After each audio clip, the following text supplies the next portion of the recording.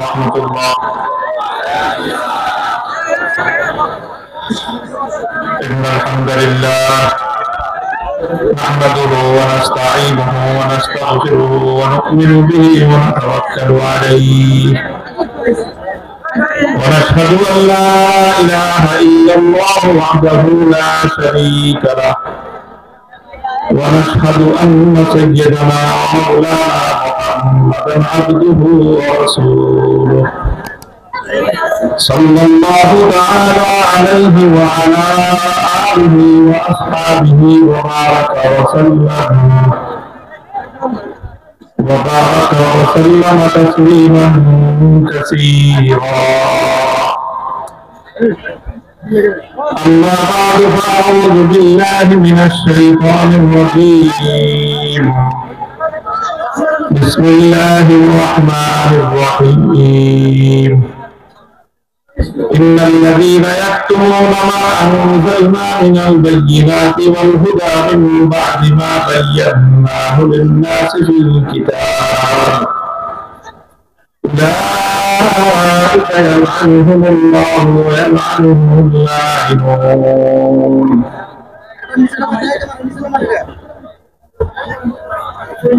وقال رسول الله صلى الله عليه وسلم لأبي سعيد الخدري رضي الله عنه: لا تخف في الله لومة لائم.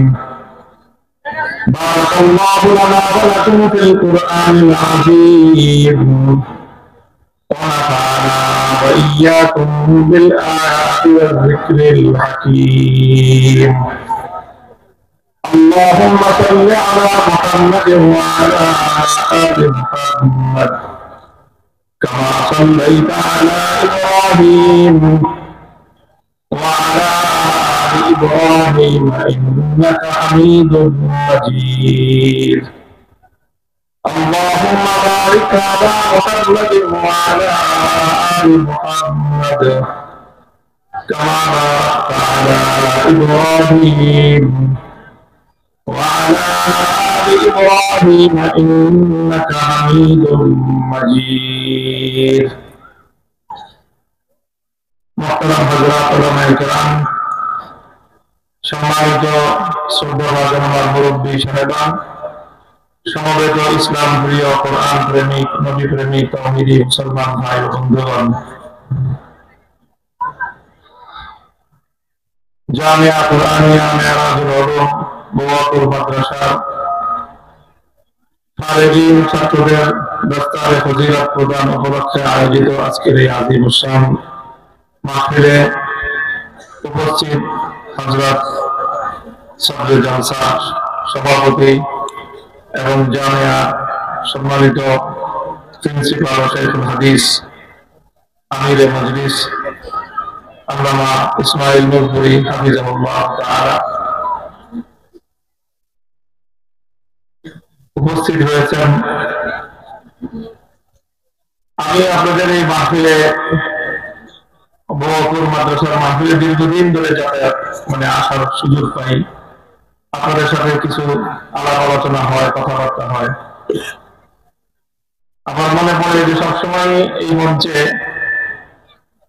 আমি যখন কথা বলতাম, এক পাশে তো হুজুর আছেন, হুজুর থাকতেন অনেকদিন ধরেই। আমার এক পাশে আগের চেয়ার থাকতো, ওই চেয়ারে হযরত মাওলানা মরহুম হাফিজুল্লাহ রাহিমাহুল্লাহ তাআলা রাহমাতুন ওয়াসিআতান হুজুর থাকতেন। আজকে তিনি নাই। আল্লাহ পাক রব্বুল আলামিন হুজুরের কবরকে জান্নাতের বাগানে পরিণত করেন। তার মাধ্যমে দুনিয়াব্যাপী কোরআনে পাকের যে নূর, কোরআনের যে আলো ছড়িয়েছে, সে আলো যেন দিন দিন আরো বাড়তেই থাকে। আমরা সকলেই এরকম জীবন গঠন করার চেষ্টা করি, যাতে আমার মৃত্যুতেই আমার কৃতিত্ব এবং আমার কর্মযোগ্য যেন থেমে না যায়। আমরা চলে যাব এবং আমাদের এই কাজের ধারা যেন অব্যাহত থাকে। আমি আপনাদের সামনে দীর্ঘ কোনো আলোচনা এবং আলোচনা করব না। কোরআনে পাকের একটি আয়াত আমি আপনাদের সম্মুখে তেলাওয়াত করেছি, যে আয়াতের মাধ্যমে উম্মতের আলেম সমাজকে আল্লাহ পাক রব্বুল আলামিন অনেক বড় একটি দায়িত্ব দিয়েছেন এবং সেই দায়িত্ব পালনে কোন গাফলতি করার প্রেক্ষিতে আল্লাহর পক্ষ থেকে অনেক বড় ধমকি এবং হুমকি প্রদান করা হয়েছে। ওলামায়ে কেরাম যুগে যুগে তারা অন্য অনেকে যা পারে আলেমরা তা পারে না, অন্য অনেকে যা করে ওলামায়ে কেরাম সেটা চাইলেও করতে পারেন না। কারণ আলেম সমাজের কিছু বাইন্ডিং আছে, তাদের কিছু সীমাবদ্ধতা আছে। সেই সীমাবদ্ধতাগুলোর কারণে বাধ্য হয়ে আলেমদেরকে অনেক কথা বলতে হয়, অনেক কাজ করতে হয়। ইসলামের ইতিহাস সেটাই বলে।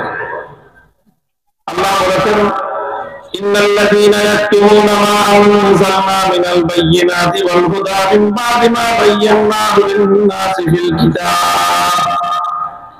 আমি আমার কিতাবের মধ্যে মানব জাতির জন্য তাদের হেদায়েত এবং তাদের মুক্তির জন্য যে নির্দেশগুলি আমি নাযিল করেছি, যে আয়াতগুলো আমি নাযিল করেছি, সেই আয়াত, কোরআনের জ্ঞান, কোরআনের ইলম শিক্ষা অর্জন করার পর, আল্লাহর কিতাবের ইলম নিজেদের পক্ষে ধারণ করার পরেও যারা সেই ইলমকে যথোপযুক্ত সময়ে যথাযথভাবে উম্মতের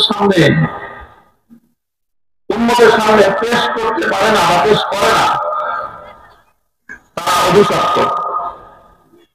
উলাইকা ইয়ালআনুহুমুল্লাহ, তারা কেমন অভিশপ্ত যে স্বয়ং আল্লাহ তাদের উপর অভিশাপ নাযিল করেন। ওয়া ইয়ালআনুহুমুল লাঈনুন, এবং তাদের উপর আল্লাহর সমস্ত ফেরেশতাগণ এবং দুনিয়ার সমস্ত নেককার বান্দাদের পক্ষ থেকে তাদের উপর অভিশাপ। এই অভিশাপ তাদের জন্য বলা হয়েছে, দুনিয়ার রাজা বাদশাদের জন্য না। এই অভিশাপ তাদের জন্য বলা হয়েছে, দুনিয়ার চোর বাটপার নাস্তিকদের জন্য না। এই অভিশাপ বলা হয়েছে দুনিয়ার অত্যাচারী জালিমদের সম্পর্কে না, বরং এই অভিশাপের কথা বলা হয়েছে এক শ্রেণীর আলেমদের সম্পর্কে। অপরাধ কি সেই সকল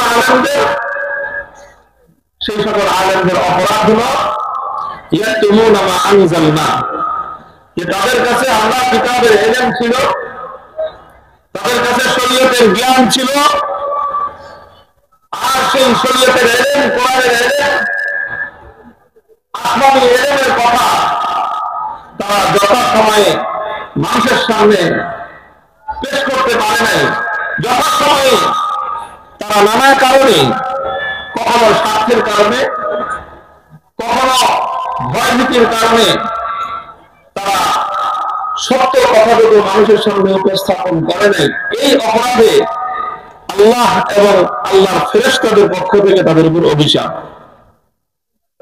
এটা একটা অনেক বড় কথা, এটা অনেক বড় কথা। এই জন্য হাদিসের কিতাবগুলো খুললে পাওয়া যায় অনেক সাহাবী তারা মৃত্যু মুখে পতিত অবস্থায়, মৃত্যুর শয্যায় শায়িত অবস্থায় ভীত সন্ত্রস্ত হয়ে তারা তাদের সারা শরীর কাঁপতে থাকত যে আমরা তো আল্লাহ নবীর কাছ থেকে অনেক কিছু শিখেছি, তার সবটা কি আমরা মানুষের সামনে উপস্থাপন করতে পেরেছি কি পারি নাই, এটা নিয়ে সাহাবায়ে কেরাম তারা আতঙ্কিত থাকতেন, তারা ভীত সন্ত্রস্ত থাকতেন।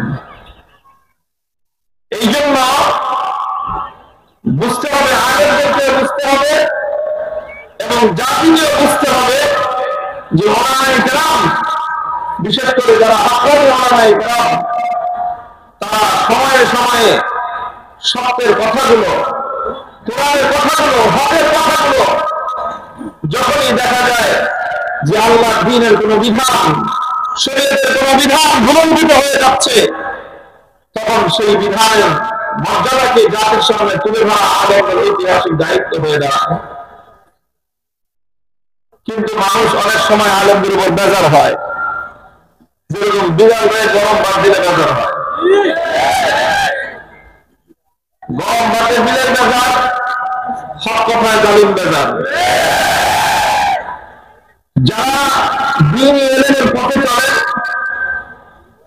যে যেভাবে পথে চলেন, কেউ হয়তো নিজে দ্বীনি ইলম শিখতেছেন, কেউ নিজের সন্তানকে দ্বীনি ইলম শিখাচ্ছেন, কেউ অন্তত দ্বীনি ইলমের মাদ্রাসা শিক্ষা প্রতিষ্ঠানগুলোর সাথে সম্পৃক্ত আছেন, কেউ শিক্ষা প্রতিষ্ঠানগুলোর পরিচালনার সাথে সম্পৃক্ত আছেন, কেউ এলাকাবাসী হিসেবে সাহায্য সহযোগিতা করেন, কেউ কিছু না করতে পারেন, অন্তত ওনাদের এলেন যারা চর্চা করে শিক্ষা করে তাদেরকে ভালোবাসেন। আমাদের সকলকে এই কথাটা বুঝতে হবে যে আল্লাহ দ্বীনের স্বার্থে কোরআনের যে কথাটা, দ্বীনের যে কথাটা যখন বলা প্রয়োজন, সেই কথাটা যেন ওলামায়ে কেরাম বলে, এটা আলেমরা যেরকম স্মরণ রাখবে, আমরা বাকিরা যারা এই কয়েক শ্রেণীর মধ্যে আছি, হয় কোনো আলেমের অভিভাবক, হয় কোনো আলেমের আপনজন, হয় কোনো আলেমের সহযোগী, হয় কোনো আলেম তৈরির জায়গা মাদ্রাসাগুলোর সাথে আমরা সম্পৃক্ত, আমাদের সকলকে মনে রাখতে হবে ওই সঠিক সময়ে যদি ওলামায়ে কেরাম সেই সত্য ঘটনা বলতে না হয়, তাহলে এই ইলম চর্চা এবং এই মাদ্রাসা প্রতিষ্ঠা সবই বৃথা,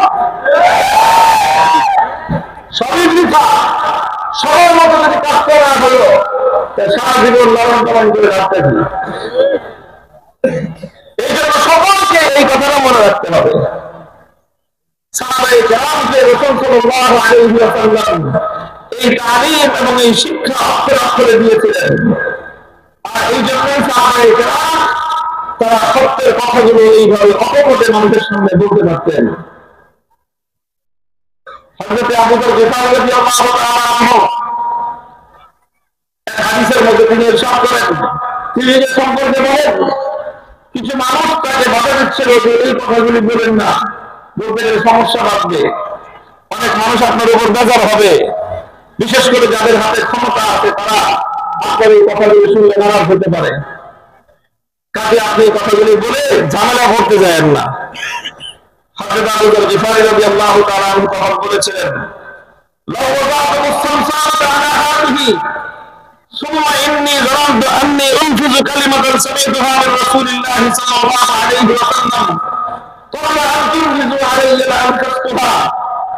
আল্লাহর কসম খেয়ে বলি, যদি জালিম শাসক আমার গর্দানের উপর উন্মুক্ত তরবারি রাখে, উন্মুক্ত তরবারি রেখে যদি বলে যে হক কথাটা তুমি বলো না, আর আমি যদি মনে করি যে সেই তরবারিটা আমার ঘাড়ের উপর টানা দেওয়ার পূর্বে কয়েক সেকেন্ড সময় আমি পাবো, সেই সময়ের মধ্যে আল্লাহ নবীর থেকে শোনা একটা সঠিক কথা, একটা হক কথা আমি উম্মতের কাছে পৌঁছে দিতে পারবো, তাহলে আমার এই ঘাড়ের উপর ধারণকৃত তরবারি দিয়ে আমার গর্দনে কোপ দেওয়ার আগ মুহূর্তে উম্মতের কাছে আমি কথাটা পৌঁছে দিয়ে যাবো।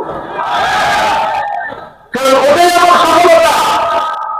ওই যে কয়েক মুহূর্ত পেলাম, ওই কয়েক মুহূর্তের মধ্যে উন্মুক্ত তরবারি উত্তোলন করে আমার গর্দনের উপর আঘাত করার মধ্যবর্তী কয়েক সেকেন্ডের মধ্যে আমি যে হক কথাটা জাতির সামনে, উম্মতের সামনে বলে দেওয়ার সুযোগ পেলাম, সেই সুযোগের সদ্ব্যবহার করে হক কথাটা উত্তোলন করে যেতে পারি, তাহলে এটাই হলো আমার জীবনের সার্থকতা, এটাই হলো আমার দায়িত্ব, এটাই হলো আমার জিম্মেদারি।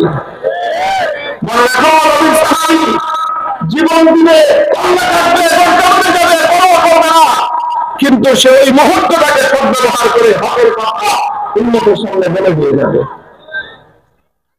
মুহতারাম হাজিরিন, এইভাবেই ১,৫০০ বছর পর্যন্ত, ১,৫০০ বছর পর্যন্ত আল্লাহর দ্বীন উম্মতের সামনে অবিকৃত অবস্থায়, অপরিবর্তিত অবস্থায়, সুসংরক্ষিত অবস্থায় উম্মতের কাছে আছে।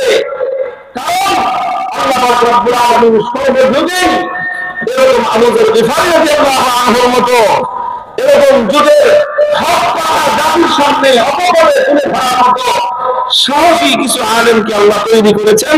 কিয়ামত পর্যন্ত উলামায়ে কেরামের সিলসিলা ইনশাআল্লাহ জারি থাকবে।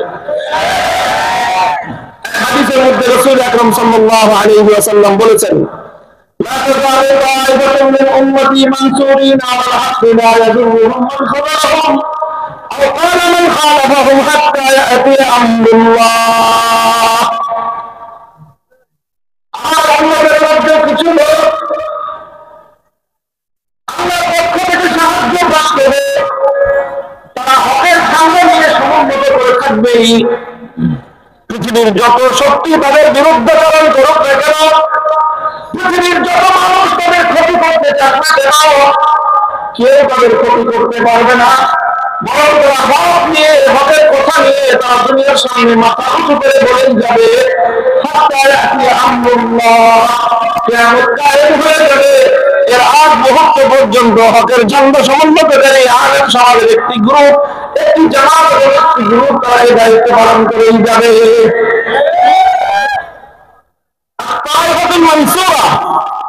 আল্লাহর পক্ষ থেকে সর্ব অবস্থায় সাহায্য প্রাপ্ত সেই ছোট্ট একটি দল কারা, এই বিষয়ে আলেমদের, হাদিস বেত্তাদের অনেক মতামত আছে। তার মধ্যে এটাও একটা গুরুত্বপূর্ণ এবং উল্লেখযোগ্য মত যে এই গুরুত্বপূর্ণ সুসংবাদ প্রাপ্ত আল্লাহর পক্ষ থেকে কিয়ামত পর্যন্ত অব্যাহতভাবে সাহায্য প্রাপ্ত সেই দলটি হলো উম্মতের আলেমদের ওই কাফেলা, ওই জামাত যারা জালেমদের সম্মুখে সবসময় হকের কথা, ইসলামের কথা, কোরআন সুন্নাহর কথাগুলো বলে যেতে পারে। এই কাফেলা থাকবে ইনশাআল্লাহ, সারা দুনিয়া চেষ্টা করবে। হাদিসের মধ্যে এসেছে লা ইয়াদুরুহুম, তাদের কোনো ক্ষতি করতে পারবে না, তাদেরকে কোনো ক্ষতি করতে পারবে না। মান খাযালাহুম, যারা তাদেরকে লাঞ্ছিত করতে চাইবে। এক হাদিসের শব্দ যে যখনই এই সমস্ত ওলামারা হকের কথাগুলো বলতে যাবে, তখনই কিছু মানুষের স্বার্থে আঘাত লাগবে। হক কথা সবার মনোভূত হয় না, সত্যের কথাগুলো, দিনের কথাগুলো সবার জন্য অনুকূল হয় না। অনেক মানুষের জন্য তাদের স্বার্থের সঙ্গে সংঘাতমূলক হয়ে যায়, আর তখনই তারা ক্ষিপ্ত হয়ে ওঠে। তাদের হাতে যতটুকু ক্ষমতা আছে সেই সবটুকু ক্ষমতা দিয়ে আল্লাহ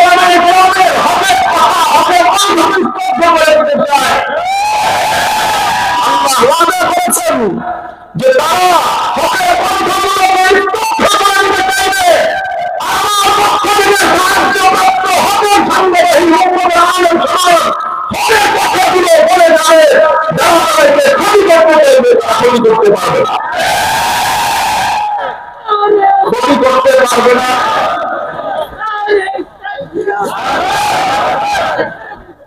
ক্ষতি করতে পারবে না এই কথার অর্থ কি? ক্ষতি করতে পারবে না এই কথা লক্ষ্য করেন, হাসাহাসি করবেন।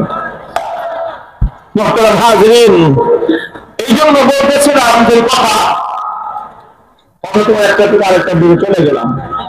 আল্লাহ রাব্বুল আলামিন আমাদেরকে হকের কথা যথাযথভাবে উপলব্ধি করার তৌফিক দান করেন। কথা চলতেছিল হযরত আবু যর গিফারী রাদিয়াল্লাহু তাআলা আনহুর হাদিসের সূত্র ধরে যে হকের কথা কোরআনের উম্মত জাতির সামনে বলবেন, সর্বযুগে তারা বলে আসছেন। আর এই কথা বলতে গিয়ে অনেকের সাথে স্বার্থে সংঘাত তৈরি হয়ে যায়, আর তখনই তারা ক্ষিপ্ত হয়। কিন্তু আলেম সমাজ তারা সকল রোষাকে সহ্য করে নেয়, জালিমের জুলুমকে বরদাস্ত করে নেয়, অনেক পুরস্কার তারা সহ্য করে নেয়, কিন্তু সময়ের সত্য কথাগুলো তারা অকপটে বলে যান।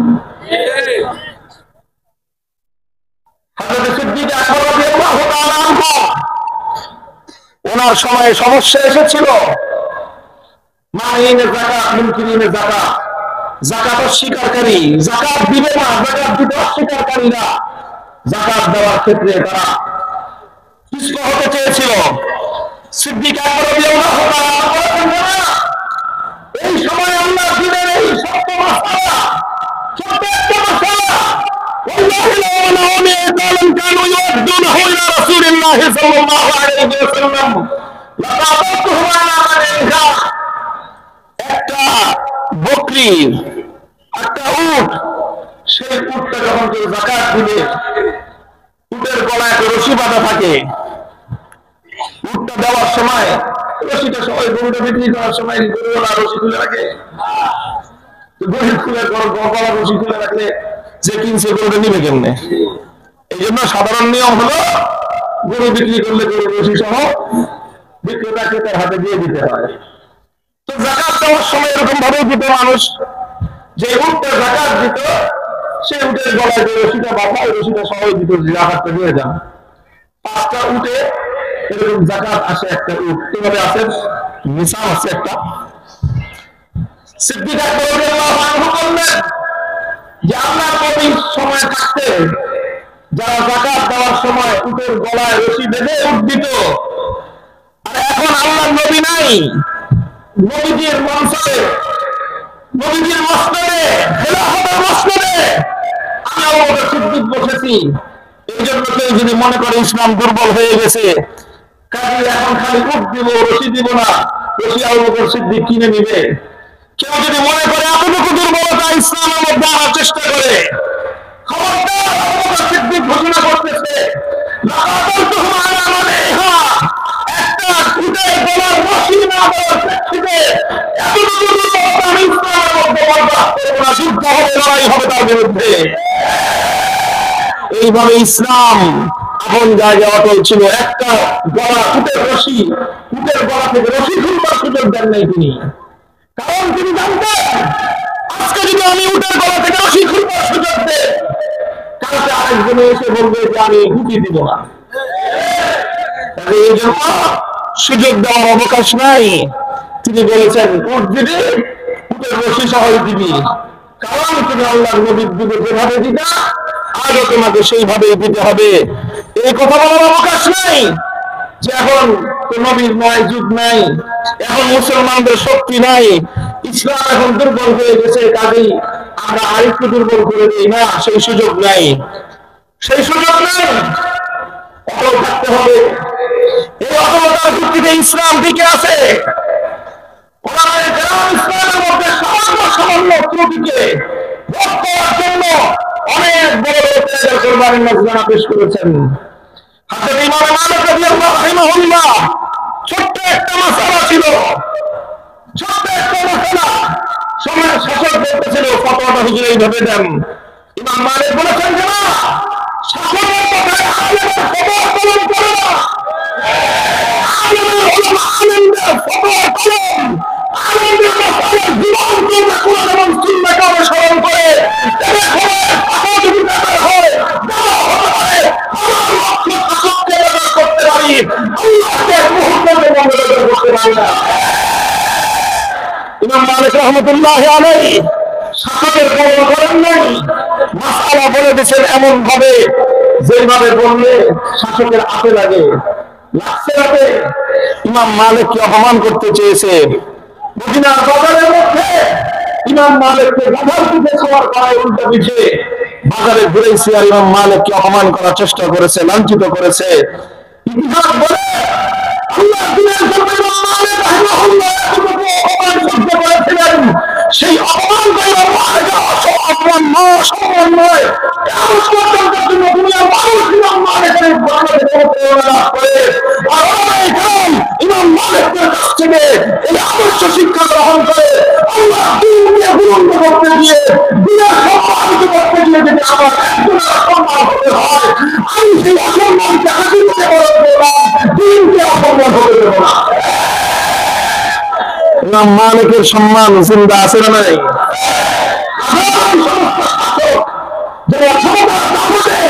ইমাম মালিকদের সঙ্গে বেয়াদবি করেছে, লক্ষ কোটি শাসক এক পাল্লায় জমা করলে ইমাম মালিকের একবারের পেশাবের সমান মূল্য হয় না। দুনিয়ার মানুষ ইমাম মালিককে সেই সম্মানে আসনে দান করে। ইমাম আবু হানিফা রাহমাতুল্লাহি আলাইহি সময়ের শাসক বলেছিল, চিফ জাস্টিস হন, প্রধান বিচারপতির দায়িত্ব নেন। ইমাম আবু হানিফা রাহমাতুল্লাহি আলাইহি চিন্তা করলেন, আমি যদি এখন এই জালেম শাসকের অধীনে সরকারি চাকরি নেই, প্রধান বিচারপতি হই, তাহলে হয়তো প্রধান বিচারপতি হিসেবে কিছু কাজ করার সুযোগ আমার তৈরি হবে, আবার সাথে সাথে জালেম শাসককে বৈধতা দেওয়া হবে। জালেম শাসক বলবে, দেখো আবু হানিফা আমার ক্যাবিনেটে আছে, আবু হানিফা আমার অধীনে এসে প্রধান বিচারপতির দায়িত্ব পালন করতেছে। ইমাম আবু হানিফা রাহমাতুল্লাহি আলাইহি হাসি মুখে প্রধান প্রধান বিচারপতিত্বের পদ প্রত্যাখ্যান করেছেন। শাসকের আঘাত লাগছে আত্মসম্মানে। এত বড় কথা, একজন মোল্লাকে এত বড় প্রস্তাব দিলাম, গ্রহণ করবে না। যখন তিনি গ্রহণ করেন নাই, শাসক ইমাম আবু হানিফা রাহমাতুল্লাহ আলাইহি বন্দী করেছে, জেলখানার অন্ধকার কুঠুরিতে বন্দী করেছে, অত্যন্ত কঠোর নির্মম নির্যাতন করেছে। বন্দিশালায়ও ওনার সঙ্গে স্বাভাবিক আচরণ করা হয় নাই। এমনকি ঐতিহাসিকদের মত অনুযায়ী শেষ পর্যন্ত ইমাম আবু হানিফা রাহমাতুল্লাহ আলাইহিকে জেলখানার মধ্যে ষড়যন্ত্রমূলকভাবে বিষ প্রয়োগ করে ওনাকে শহীদ করা হয়েছে। ইমাম আবু হানিফা রাহমাতুল্লাহ আলাইহি শাহাদাতকে বরণ করে নিয়েছেন, মৃত্যুকে হাসিনে বরণ করে নিয়েছেন। জালেম শাসকের জুলুমকে বন্ধ করা নাই। আলেম সমাজ কোন জালেমের জুলুমকে বৈধ করে দেওয়াটা অনেক বড় অন্যায়। মনে রাখতে হবে, এটাকে আমরা অনেকেই বক্ষে ধারণ করতে খুব সম্মান বোধ করি। অবশ্যই এদের সম্মানের জিনিস আসমান এবং জমিনের মধ্যে, আসমানে এর মধ্যে সম্মানিত আর কিছু নাই। অনেক সম্মানিত জিনিস, এই সম্মানিত বক্ষে ধারণ করবে, তাকে অনেক উঁচু মর্যাদার আসনে আসীন করবে, সন্দেহের কোনো অবকাশ নাই। এটা হলো মুদ্রার একটা পিঠ। মুদ্রার একটা পিঠ হলো এই আসমানি এলেমকে পক্ষে ধারণ করবে। এই এলেমের দাবি নিতে গিয়ে অনেক সময় উপেক্ষা করতে হবে। অনেক সময় দুনিয়ার সব থেকে দুপায়ে বলতে হবে। লক্ষ কোটি টাকা সামনে আসবে, সেই লক্ষ লক্ষ কোটি টাকার পক্ষ পায়ের নিচে সৃষ্ট করে ওদের ভাবনাদের সামনে অগ্রসর হতে হবে। অনেক সময় করতে হবে, অনেক সময় দিতে হবে, কিন্তু আল্লাহ দিনের হবে।